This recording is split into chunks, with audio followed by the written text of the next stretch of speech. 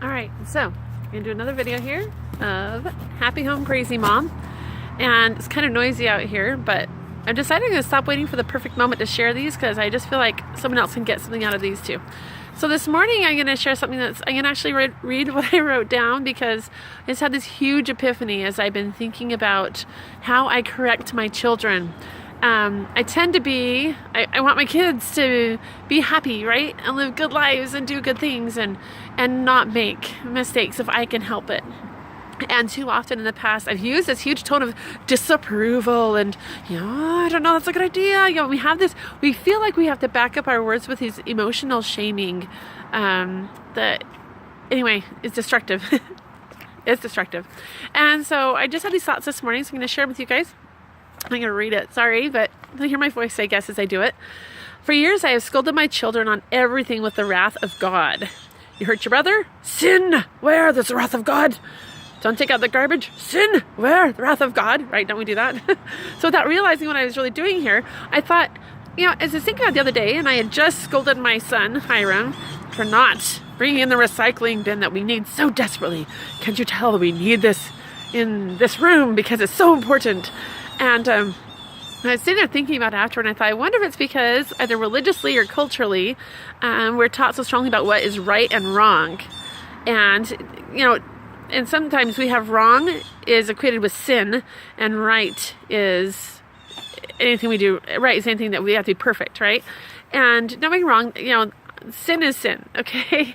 There is sin, and if we transgress or violate the laws of God, whatever moral conscience we have, that's sin, okay? And that's not okay. But there's a lot of oops. There's a lot of things that aren't sin that we do wrong. Okay, so this is, my voice, going back to my son Hiram, I realized afterward my voice to him about this silly, really recycling bin being in there, so we could use it. My voice was, how dare he, how could he have done this thing wrong?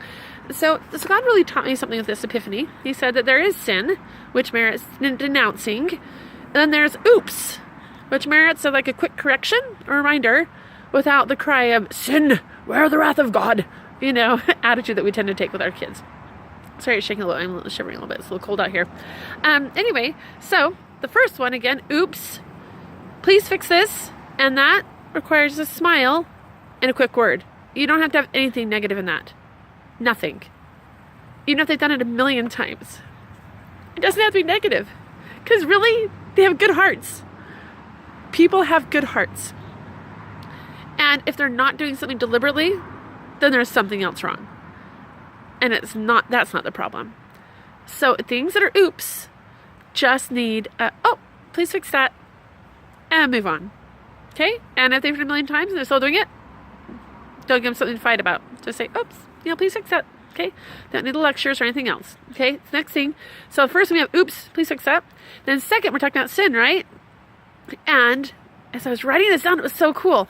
Normally when you see something, they're hurting their brother, or they're going to participate in destructive behavior that's really going to damage them and themselves in the future. And you want to say, stop that, what are you doing? And we tend to get this, punishment mentality in there.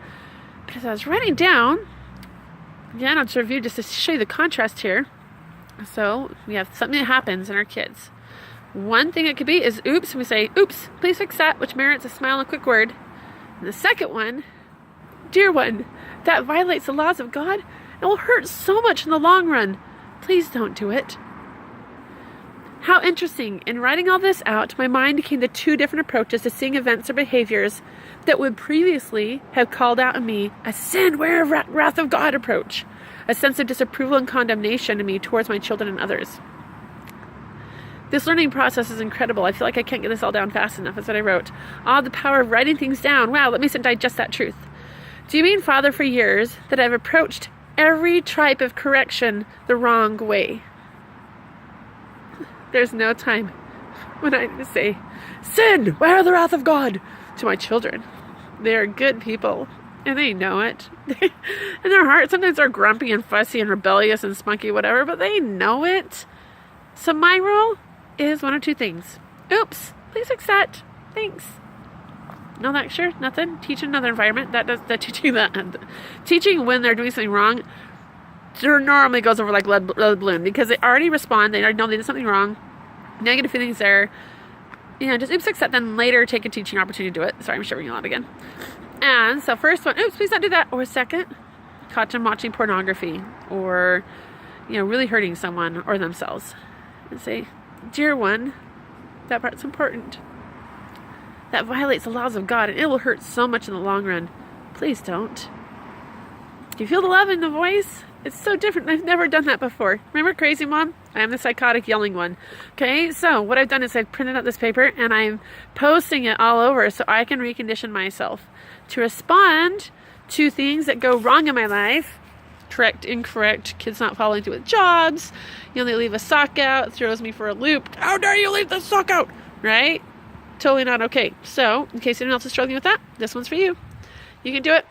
Keep trucking, keep learning, because Heavenly Father is up there looking down at you, and He's saying, oops, fix that. Or He's saying, dear one, that's going to hurt. You probably should stop doing that. But it's always done with love. So, take that and run with it, and have a good time till next time. And see you later.